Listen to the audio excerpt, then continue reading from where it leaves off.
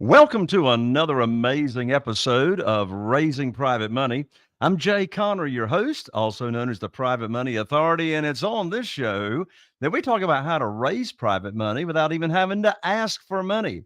Well, as you know, I have amazing guests that join me here on the show. I pick their brains as to how they raise private money. Well, my guest today, believe it or not, has raised over $30 million in private money so far. And back in 2015, he actually decided to leave his corporate job, the 9 to 5, hustle and bustle. And since that time, he has already he's already secured over 500 real estate deals. And since he started doing this, he's living his best life outside of that 9 to 5 corporate rat race. He also has a podcast. It's called The Wake Up Call. And there on the show, he features inspiring stories from industry professionals who've used owning and renting property to take control of their own lives, just like he has. He also shares tips, tricks, and valuable insights into all things financial. Well, in just a moment, you're going to meet my very special guest, Mr. Paul David Thompson, right after this. If you're a real estate investor and are wondering how to raise and leverage private money to make more profit on every deal, then you're in the right place. On Raising Private Money, we'll speak with new and seasoned investors to dissect their deals and extract the best tips and strategies to help you get the money, because the money comes first. Now here's your host, Jay Conner. Well, hello there, Paul, and welcome to the show. I got to say, that's about to be the best introduction I've ever had. You think so? Well, you see, it's easy to do a good introduction when you got a great guest. Thank you. And yes, Paul, you and I go all the way back to Quest Trust events where we've met before. Yep. I love Quest Trust. If you're listening to the show right now, Quest Trust, in my opinion, has got the best, hands down, best customer service and service of any self-directed IRA company that I've worked with. I've got 47 private lenders, and those that are using their retirement funds, which are over half of them, to loan us money on our deals, they all got their accounts at Quest Trust because I recommended they go there. But Paul, you've raised over $30 million in private money, for goodness sakes.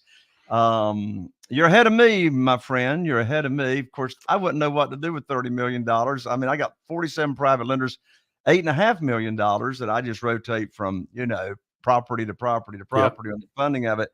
But it's been my experience, at least in my own personal experience, there was something, quote unquote, there was something that happened out of the blue, not by my design, not by my desire, that triggered me starting to raise private money. My first 6 years, I relied on local banks. That's all I knew to do.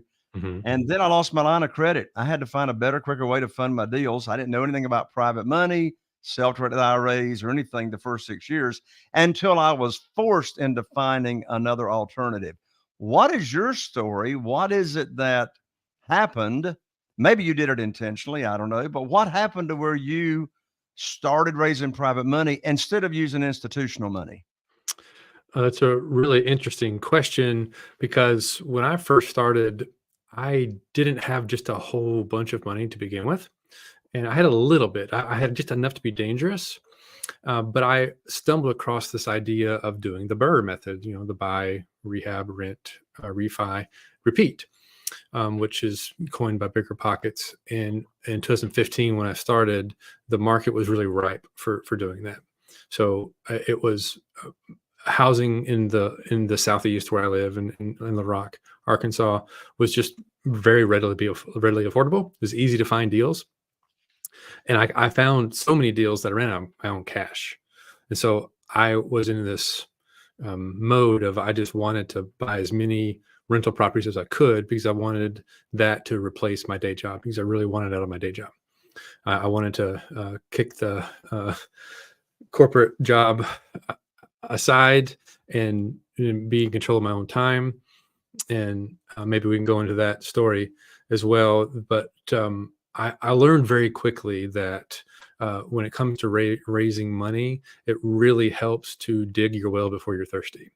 And so I Now, wait a learned. minute, wait a minute, wait a minute. You said dig your well before you're thirsty. So is that the same thing and means get the money raised first? Yeah, Let me tell you yeah, something, Paul. You are far but don't lose your train of thought because I know you're on sure. a roll, but you are far there's not many of us around that actually dig our well before we're thirsty. You know what drives me stupid crazy, Paul? You know what drives me stupid crazy? Tell And I me. know you've heard it like I've heard it 1,000 times. They'll get up there, the gurus that get up there on the platform Mhm. and they'll say, quote unquote, "Oh, just get the deal under contract. The money will show up." You ever heard that? Oh yeah, many times. Yeah. And I want to go, where is the money going to show up? Is it just going to Mhm, like rain out of clouds? You know, mhm, it drives me stupid. I was either a guest or hosting a podcast, Paul, not too long ago. And me and the other fellow, we were having this conversation. I said, "Tell me, why in the world do they teach that stupidity?" He says, "I can tell you mhm, why they teach that stupidity, because they're selling a course on mhm. how to find deals, and they ain't gonna teach you nothing about raising money." Right, right. Anyway, back to you, Paul. I'm sorry I interrupted you. Go ahead. So dig No, your that's well and first. yeah, you want to basically develop your relationships, and this is the relationship business. And so when you do get that deal under contract, it's so much easier to figure out how to actually build your capital stack on a single family or a commercial deal when you have people who are expecting the call, where you've already planted the seeds that, hey, this is the business I'm into, this is the kind of thing I'm doing. I don't have a deal right now, but when I do come across something, would you want to hear about it? And that's kind of usually the conversation that I have. I don't really raise money as I establish relationships. And Man, you and I align like perfectly. You yeah. know, here on this podcast, we talk about raising millions of dollars without ever asking for money. Hmm. And I do exactly what you just shared. Hmm. I teach in my program. I put on what I call my teacher hat, right? I Okay. put on my teacher hat. All 47 of my private lenders never even heard of private money Right. until I put on my teacher hat Right. and told them the deal. And desperation's got a smell, right? It does. And so I never talk about a deal that I've got in that initial conversation. I do Mm. exactly what you just said. Establish the relationship as far as they're interested. And like you just said, I got a deal to fund. I don't call them up and ask them if they want to do the deal. That's the most stupid question I could ask them. I give them the great news phone call. I can now put your money to work. And you know what? If they've moved their retirement funds over to a self-directed IRA company, at my advice, they ain't making no money until I put their Right. money to work. I'm ethically bound to use it. Anyway, I'm so glad you said that. Go ahead. Yeah, we're on the same page, aren't we? Like 100, maybe 1,000%. Well, I'm sure there we'll find something that we can argue about. So the story behind building one of these businesses, and I think this is the idea, is like we want to be in a business where we are buying assets and controlling assets, and most people's struggle with that is the first thing they say is, where am I going to find the money? And that's a reasonable question, because I don't have $30 million in my back pocket. I wasn't born into the Walton family. I was, lower middle class, or working stiff, right? So you have to figure out how to provide value. And I really believe in this concept of this value creation opportunity, because you can talk to all of the people who have cash and are interested in investing, but you have to give them something to put it into so that they can get a reasonable return. And they have a problem if they have cash at hand and they put it into a Quest or a similar self-directed IRA custodian. They have a problem. Like, they're not getting a yield, and they're paying high fees until they put it to work. Absolutely. And as I just said, particularly if we tell somebody about it, we're ethically bound. You better put that money to work. And of course, Mhm. the quicker, the better.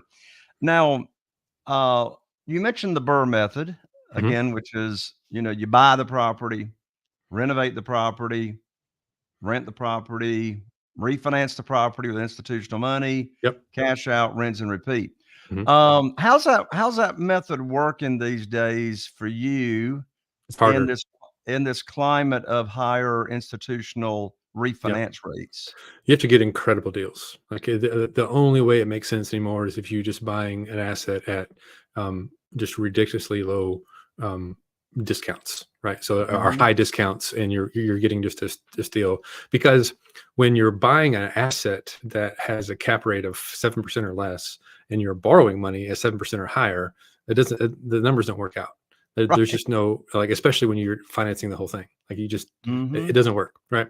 So you have to buy, you can pay high interest rates on the front end for a short term if you are really confident that you can create value in the asset to force appreciation, improve management, or do an improvement, or whatever your business model is, so that on the back end you can get into the institutional debt.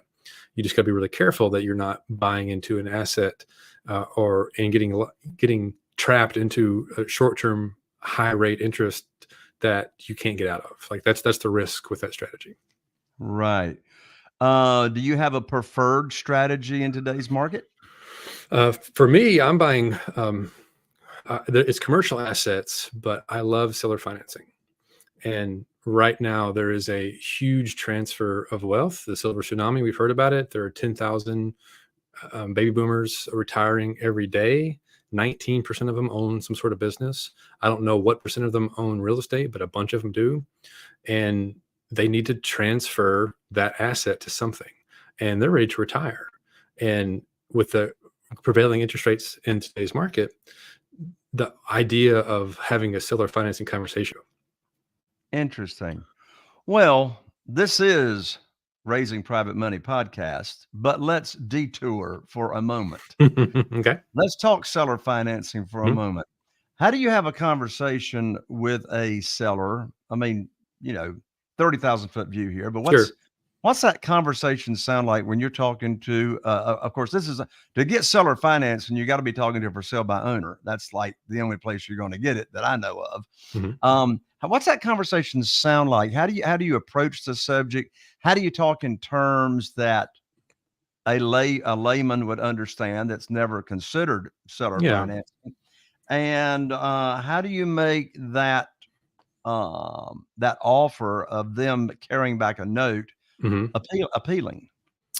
Well, it's very interesting. So a lot of these people that I'm talking to, they own small apartment complexes or storage facilities. They own an asset, and in the commercial space, you can get seller financing even through a listed property in a way that you can't with a single family. It's just a different conversation. But to begin with, these are business owners. They are. This is not Mr. Homeowner or Miss Homeowner. Correct. These are mom and pop landlords typically. So you already got a different audience. For sure. Yeah. Right. So they have an interesting problem, right?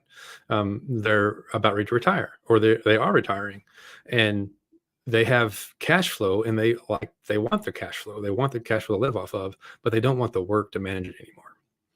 And so I'll talk to somebody who owns a 10, 12 unit apartment complex, and they'll want, kind of a fictitious number here. They'll want $2 million. And that's a little high for if I were to buy it all cash.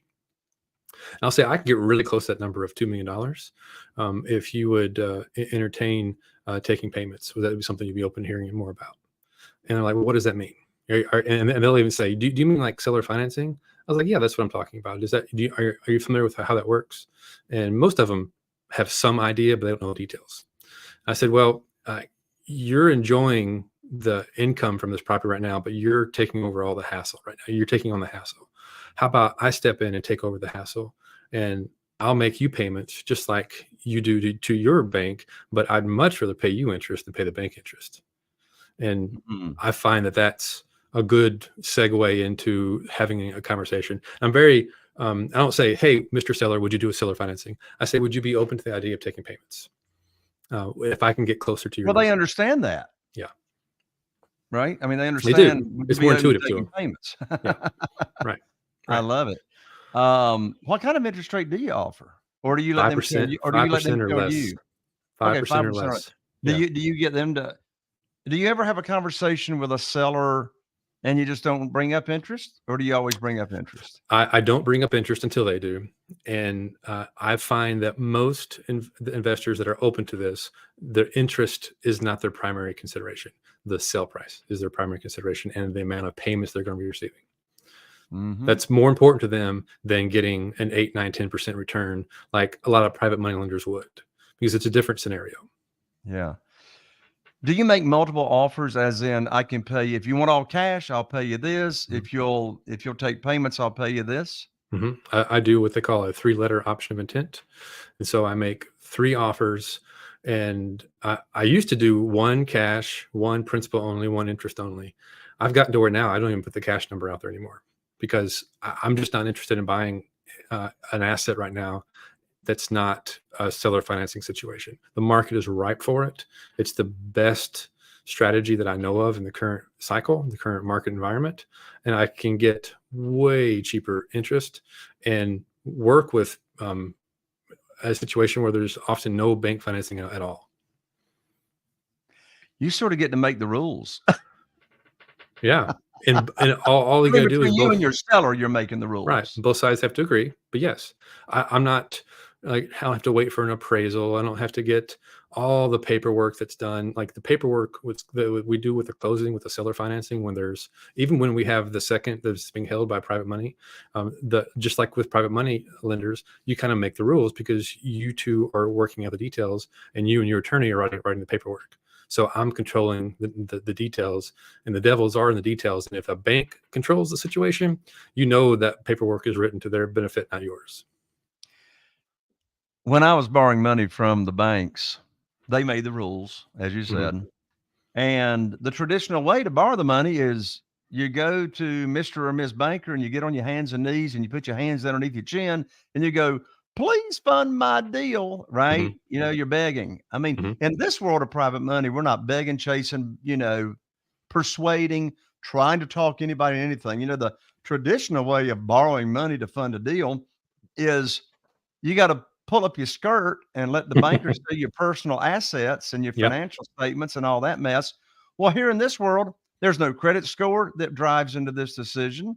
Mm-hmm. There's no, as you said, appraisal. There's no application. When I'm talking to a new real estate investor that's never used private money, they'll say, well, tell me about the application process. I said, let me tell you about the application process. First of all, there isn't one. And number 2, you're already approved. It's like, yeah. It's like here's the approval process. Your lender wires the money to your closing agent. That's the approval process. Mm-hmm. Oh, wow. What a refreshing conversation to be having with you. So let's go back to it was 2015 is when you were still in corporate. You left corporate. Mm-hmm. What happened? Something happened. So I had what I call a wake-up call, and that's what I call my podcast. The wake-up call is most anybody who's gotten into this business or started their own entrepreneurial endeavor in some way, they had a moment where they were just fed up. They had some new information that just kind of changed their perspective, and kind of light bulb moment happened. For me in 2015, I think it was actually 2014 when I went on this trip, but it was the summer of 2014, and I went on a trip with my family, and we had a beach vacation. My kids were out of school. My wife's a stay-at-home mom. I had a day job. We were a single income family, but I was, an engineer, professional, making good money, white collar kind of job, good income, decent life. But the problem is if you don't go to work, you stop paying you. And I was at this beach vacation, and they offered up the place we were staying, said the people after you canceled, would you want to, in your family want to stay? We'll offer to you for half price. So I had the money. I worked for the internet service provider. So we made the technology that allows what we're doing right now to stream this conversation happen. It was 2015. It's not, or 14. It wasn't like it was unheard of for people to work remote, even for a week. And none of my employees worked in my office in Little Rock. They were all remote. And I just had the freedom and flexibility, except for I needed to make sure my job was okay with it. So I called up my boss and said, hey, I've been with the company for a long time. I really wanted to take this vacation. I'm just going to work from the beach house next week. everything be the same. I'll work my normal hours. All my employees are remote anyway. We got this opportunity. So I haven't been away like this for a long time. I really need this a week. It's like, oh no, we don't do that here. I expect your tail back in the office 8 o'clock Monday morning. Click. Not even a conversation. Not even, oh, well, what's going on? Like, well, I really want to make this work, but it just isn't a good fit for us right now. We're just like, we don't do that. Click. Well, seems he or she sounds like a sensitive soul. Yeah, you know, and I thought I was important. What? I'm sorry. Go ahead. Now, what was your response to the click? I was pissed. I was just like, tell me how you really felt. I was so irritated. I mean, I would, but what else? What was I to do? I mean, I was like, I told my wife, she understood, but she was frustrated. My kids were kind of resigned to their fate. And I had this kind of moment where I got in the car the next morning where I had to drive home because I just kind of tucked my tail between my legs and went back to work. I had to, right? And I wasn't in a situation where I could just say, you know, F off, you know, it's like, I needed that job. So I swore to myself that I would never be in that situation again. I would never ask permission from my work or my boss to spend time with my family. I was going to flip the script somehow where I was going to ask permission of my family to spend extra time at work.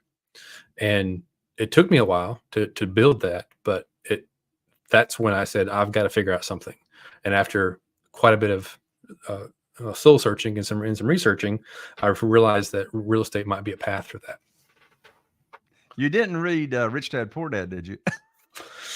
I have. You know what's funny is I read that before, and it did not have that moment that people have. I wish I had I wish it had of because I'd have started this earlier.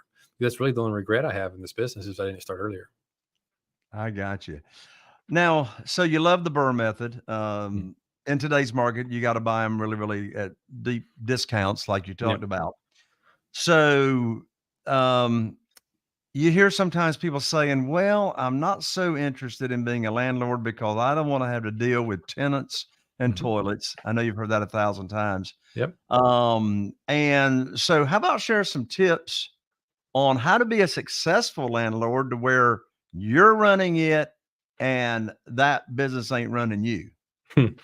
So a whole big important lesson to realize when you get into business, and in this case, you know, real estate and being a landlord, is do you want to be an active business operator or do you want to be a passive owner of a business?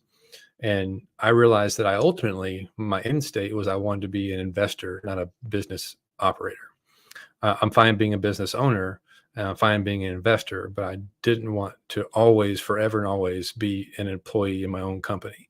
So I was very careful not to switch from being an employee for a corporation to being an employee in my own self-employed company where I was still trapped to a job. Right. In other words, you didn't want to quit the corporate 9 to 5 and start working for yourself 9 to 9. Right. Twice as much, probably making more, but eventually, like you need to set up, if you don't want to be the tenants and toilets, if you don't want to actively be in the weeds of managing your rental properties or any sort of business that you're in, every business has some sort of challenge. That's like saying Walmart, well, people steal from you, so I'm just not going to have a retail office. It makes, you know, every business has a challenge, and with tenants, you're going to have some challenges. Like owning real estate, requires responsibilities. So what you really want to invest in is business operations. And so that's what most people have a hard time learning how to do. They learn real estate very quickly, and they probably learn how to run their own business very quickly. What they don't learn how to do is to elevate themselves where they're the conductor of their business and not a musician in the play. So how do you do that? So you take a time audit of the work it takes, and you create a ways to like standard operating procedures of how to take care of things for you. So in my case, in the rental properties, I wanted to have a property manager. And people say, well, property managers never care about your stuff as much as you do. That's true. You probably will never find a property manager who is as good and cares as much about your stuff as you do. So therefore, you're just trapped to the shackles of being a landlord forever and always. And I know a ton of people, good friends of mine, they live that way every day. And they complain about it and they talk about the ups and downs.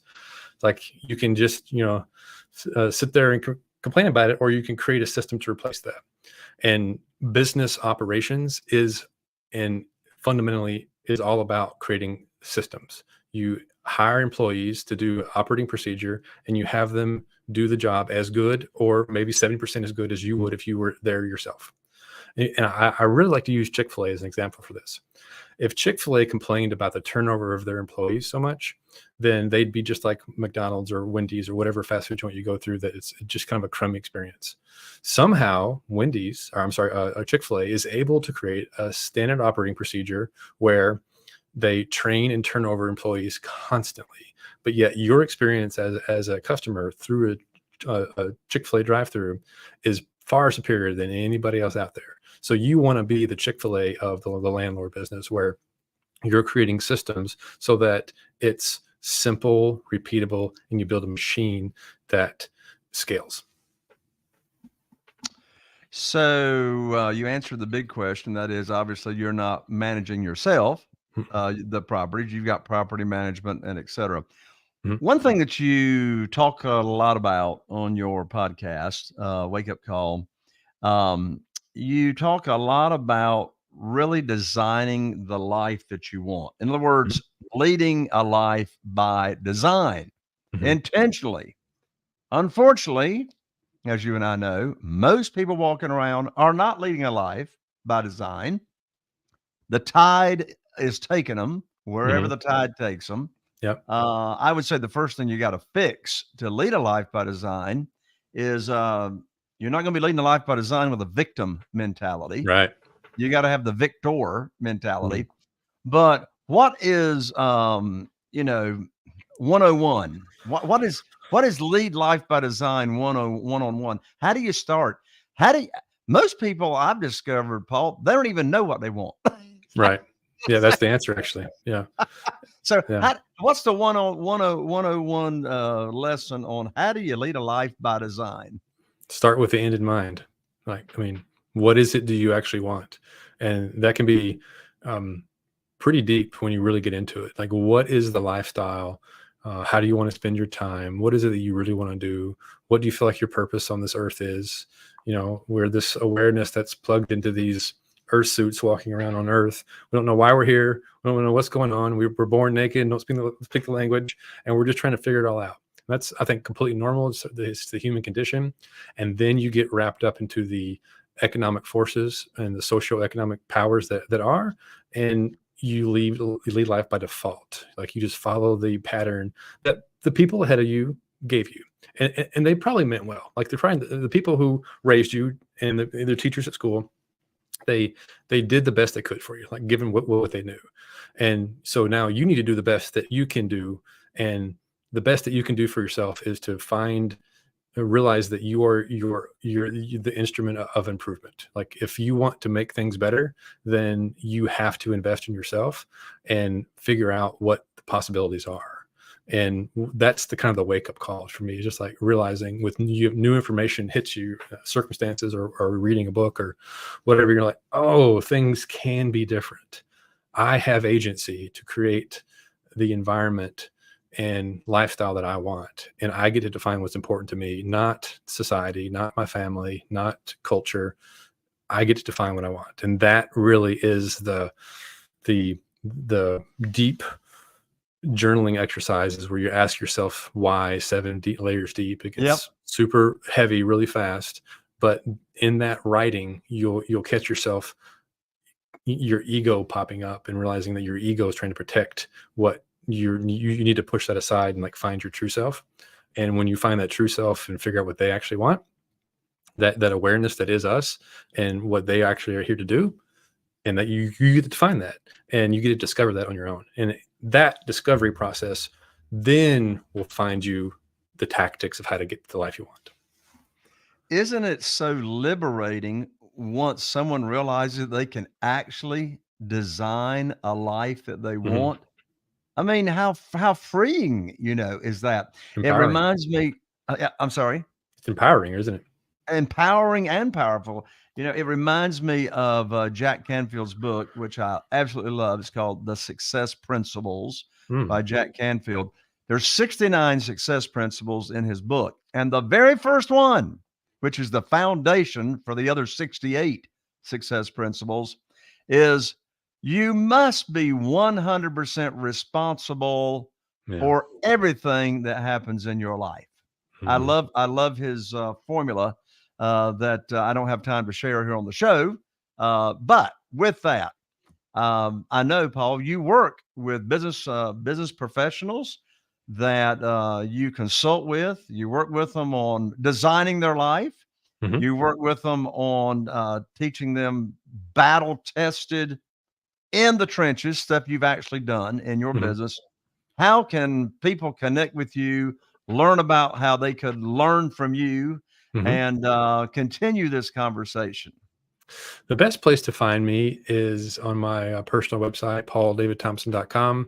And that's where you can get onto my newsletter. You can find out all my handles are there. Like I think we can go through them here if we want to, but they're long. They're all some version of Paul David Thompson. I have the curse of a common name, so I had to use all three of them. And so that's where I'd like for you to come reach out and find me if you want to follow anything I've talked about here, if it's gotten your attention in any way. If you're listening here to the show, go to www.pauldavidthompson.com. Of course, that will be in the show notes as well. Paul, final comments. Yes, I would like to leave a final thought with everybody. You're here listening for a reason, and you're looking for something. You're looking for an answer to some sort of question. You're trying to figure out what to do, how to raise money, how to grow or scale your business. And there's something that is holding you back. There's some obstacle. There's some limitation. There's something you got to learn, and that's why you're here. And if I could give you anything to take away from here, is that anything that you find that is difficult right now, that is like the obstacle that you must overcome. Like whatever hinders your task becomes your task. And if you lean into the challenge of whatever it is you're facing, then like your life opens up and you will find a way to solve it. And the answers are here. Probably every answer to every question that you ever asked is here, but you may not be asking the right questions. So the quality of your life is the quality of your questions. And if you ask the right question, the answer will appear. I love it. There's a writer downer, folks, right there. The quality of your life is based upon the quality of your questions. I love it. Paul, thank you so much for joining me. Thanks for having me. There you have it. Another amazing episode of Raising Private Money. I'm Jay Conner, your host, Private Money Authority. Thank you for joining us right here. Be sure and tune in next time for another episode of Raising Private Money, and we'll see you right here. Are you feeling inspired by the knowledge you gained in this episode? Then head over to jconner.com/money guide. That's jconner.com/money guide and download your free guide that shares 7 reasons why private money will skyrocket your real estate investing business right now. Again, that's jconner.com/money guide to get your free guide. We'll see you next time on Raising Private Money with Jay Conner.